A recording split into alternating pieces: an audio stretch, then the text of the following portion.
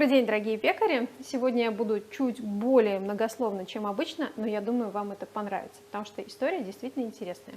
Представьте себе 1990 год. Два пекаря, Мирка Хошкара и Вольфганг Зюбке, решают открыть пекарню. И вот вместе со своими женами и мамой одного из них они открывают первую пекарню в Тюрингель. А уже в 2007 году пекарен у них по всей Германии порядка 15. Вольфганг Зюбке, прогуливаясь на велосипеде в окрестностях своего дома, то и дело замечает местных животных. Это черные хомяки. И в какой-то момент он решает, что это животное заслуживает того, чтобы посвятить ему рецепт нового хлеба и назвать его «черный хомяк».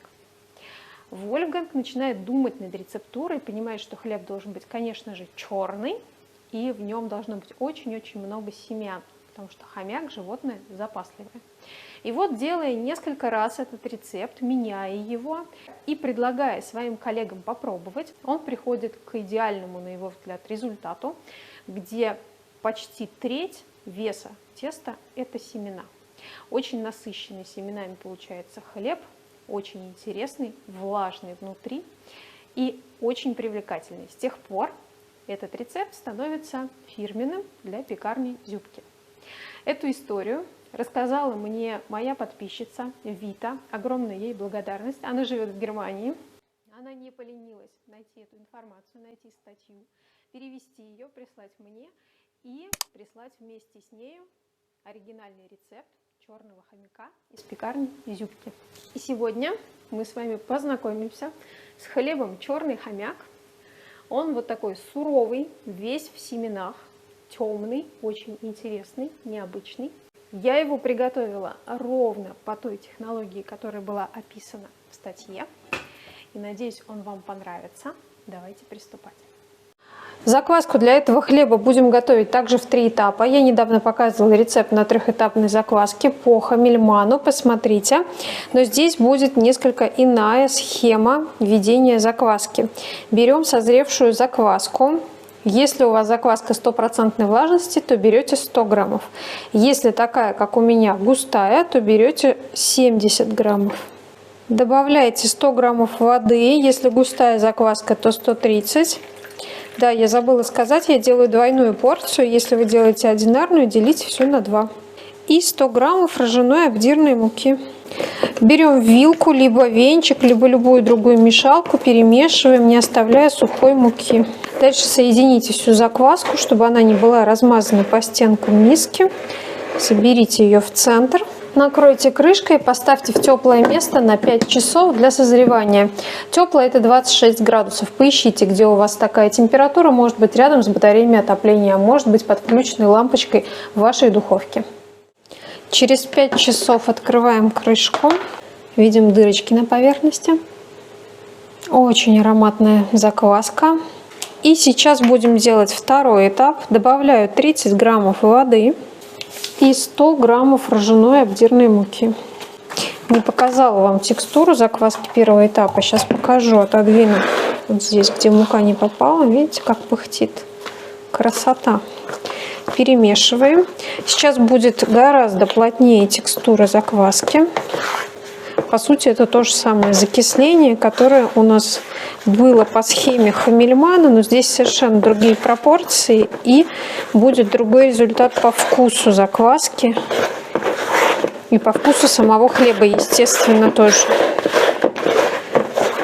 Соединяем, смотрим, чтобы не было сухой муки. Смочила шпатель водой, соединю, заглажу закваску. Люблю, когда она в едином таком объеме бродит. Все, накрываем крышкой. И сейчас я оставлю на долгое брожение, фактически на всю ночь, не фактически, а на всю ночь, 8-10 часов при температуре около 22 градусов. Я оставлю просто на столе примерно часов на 10. И одновременно сейчас, либо при следующем этапе кормления закваски, нужно сделать мочку и варку зерен. Можете выбирать, когда вам удобнее это сделать. Я сделаю сейчас. Понадобится ржаной шрот. Шрот – это дробленое зерно. У меня рожь только цельная, поэтому я сейчас ее смелю в кофемолке. 220 граммов. Не скажу, что смололось идеально, но более-менее приемлемо. Если у вас есть готовый ржаной шрот, конечно, это лучший выход. Но у меня такой неравномерный будет, ничего страшного. Также сюда добавлю 110 граммов льняных семечек, 110 граммов тыквенных и 110 граммов подсолнечных. Вот так много всего получается. Заливаем семена водой, 540 граммов воды. Я вот не знаю, мне поместится ли в этой миске. Думаю, что поместится как раз. Помешаю вилкой, чтобы всем семечкам и шроту досталась вода, чтобы все начали впитывать. И оставляю все это до завтрашнего дня, то есть всю ночь семена будут впитывать воду. Обязательно накрою крышкой и оставляю на столе. Это еще не все. Второе, что нужно сделать загодя, это варка зерен. 100 граммов цельного теперь уже зерна ржи, 100 граммов полбы. Заливаем водой, промываем зерна в нескольких водах. Промытые зерна заливаем 300 граммами воды. Ставим на медленный огонь и варим до полного впитывания воды. Примерно полчаса варки хватило до полного впитывания воды. Накрываю крышкой, оставляю остывать под крышкой, чтобы они еще больше распарились. Ну а завтра уже будем замешивать тесто. Закваска созрела после второго этапа кормления. Смотрим. Очень ароматно пахнет. И так видно, что брожение сильное идет. На третьем этапе кормления закваски добавляем 170 граммов воды, 100 граммов ржаной обдирной муки и хорошо и тщательно вымешиваем. Снова соединяем всю закваску, округляем, накрываем крышкой. И на этом этапе нужно оставить ее в тепле 28-30 градусов на 4 часа. Итак, сегодня в 5 утра я провела третий этап кормления закваски. Сейчас 9 и пора приступать к замесу теста. Естественно, понадобится созревшая закваска, она же по сути опара. Ее большое количество пойдет в тесто, то есть это по факту опара.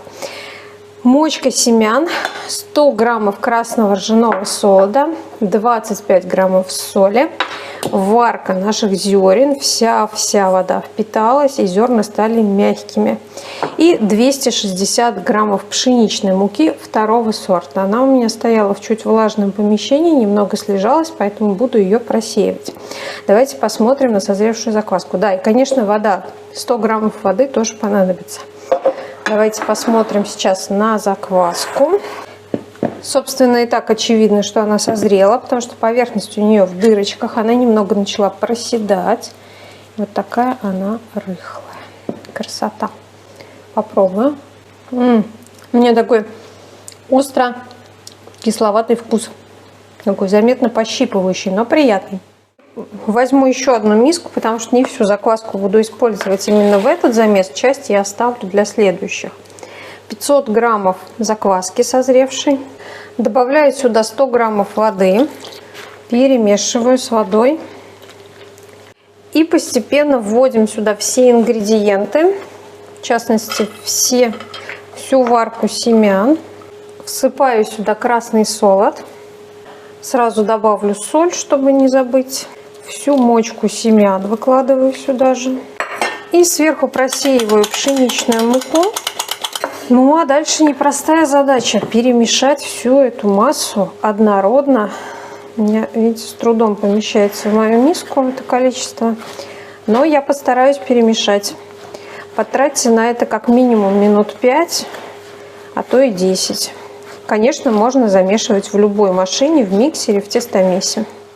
Когда вы соединили все ингредиенты и убедились, что у вас не осталось сухой муки в вашем замесе, накройте тесто крышкой и оставьте его минут на 10-15, чтобы у нас ингредиенты все соединились, пшеничная мука впитала влагу и тесто стало более однородным. Пока тесто у нас отдыхает, можно смазать формой. Я беру топленое масло, можно универсальную смазку, либо можно взять просто сливочное масло или хорошее растительное. Формы я использую L11. Небольшие формочки. Такого теста на форму примерно 600 граммов. Я посчитала, что у меня как раз на 4 формы должно быть, то есть либо 2 L7, либо 4 L11. Но я хочу, чтобы эти хлебушки были не очень крупные. Мне почему-то кажется, что в небольшом формате они гораздо интереснее. Поэтому взяла маленькие формы. Смазываем. Здесь я смешала семена подсолнечника и льна и хочу обсыпать формы изнутри. Конечно, семечки подсолнечные крупные, они не очень хотят прикрепляться к стенкам, но тем не менее обсыпьте как получится. Возвращаемся к тесту. Но оно стало более однородным. Мне уже нравится. Еще раз его хорошо-хорошо промешиваем. Ну а далее чуть-чуть смажу растительным маслом стол, потому что сейчас буду делить тесто и подформовывать его. Поставила миску на весы. Способ взвешивания будет следующий. Я отбираю часть теста и смотрю, сколько взяла. На одну форму L11 примерно 600 граммов теста. Ну вот, это вот такой кусочек. Снова обнуляю весы и отбираю следующие 600 граммов. Не самая это чистая эстетичная операция, но куда деваться. Когда все поделено, все тесто поделено, можно отмыть руки, смазать их маслом, чтобы меньше прилипали. Ставим рядом форму, берем тесто, подформовываем его в единый объем, такой продолговатый делаем хлебушек, чтобы удобно было укладывать его в форму. И укладываем, распределяем тесто, чтобы не было пустот. Прижимаем его. И так делаем со всеми формочками. Уплотняем все тесто. И берем силиконовую лопатку, разглаживаем поверхность. Делаем ее ровной и аккуратной. В завершении можно еще мокрой рукой пройтись, чтобы наибольшую гладкость придать поверхности хлебной заготовки. Посыпаем оставшимися семечками и прихлопните опять же мокрой рукой, чтобы семечки не просто лежали на поверхности, а немножечко вошли в тесто. Дальше оставляем тесто на подъем. Ориентируемся на 2 часа времени, ставим в тепло 28-30 градусов и обязательно чем-то накройте, пленкой, либо каким-нибудь тазом, коробкой, чтобы тесто не заветривалось. Через 2 часа подъема включаем духовку на прогрев на 250 градусов. Когда духовка прогрелась, на дно помещаю миску с большим количеством кипятка, пар увлажнения должно быть хорошим. И как только пар поднялся в духовке, ставлю хлеб в духовку, 15 минут буду выпекать с паром, затем уберу пар, понижу температуру до 180 градусов и буду допекать еще примерно 35-40 минут. Ровно 40 минут после того, как я вынула пар из духовки, хлеб готов. Я убедилась в этом, измерив температуру мякиша 98 градусов. Значит, хлеб точно готов. Очень хорошо выходит из формы. Вынимаем. Замечательно. Смотрите, какая красота. Прелесть. Напоминаю, что сразу мы не режем ржаной хлеб никогда. Даем ему не только остыть, но и созреть. Созревание мякиша ржаного хлеба занимает до суток. То есть резать мы его будем завтра. Хлеб у меня остыл, настал уже следующий день. Сейчас время перед обедом. Давайте разрежем. Давайте сначала его рассмотрим. Он очень ароматный. Он пахнет жареными семечками, солодом. Знаете, такой удивительный оттенок. У меня сейчас ассоциация с полем, которое разогрето солнцем, с такой степью. Не знаю, есть ли степи в Германии. Разрежем, посмотрим. Режу не по центру, а с краю. Боже, какая красота! Извините, не смогла сдержать эмоций. Ой, по-моему, это просто сказка. Очень красивый. Его даже жалко есть. Да, кстати, хочу ваше внимание обратить на нож. Он, если и испачкался, то прям совсем чуть-чуть. То есть мякиш не липкий. Количеством семечек он напоминает казинаки. очень вкусный, чуть-чуть влажный мякиш. Это самая приятная влажность, которая делает хлеб пластичным. На мой взгляд, супер. Решила судьбу этого хлеба. Я его сейчас нарежу на ломтики, разложу по зип-пакетам, по несколько кусочков, заморожу и потом буду вынимать, размораживать и наслаждаться. Потому что это не совсем повседневный хлеб, а такой гурманский хлеб, я бы сказала. Замечательный хлеб. Обязательно его испеките. Вот обязательно его испеките. Присылайте фотографии ко мне в Телеграм. Ссылка на Телеграм-канал есть в описании. И обязательно разошлите этот рецепт везде, где собираются любители хлеба.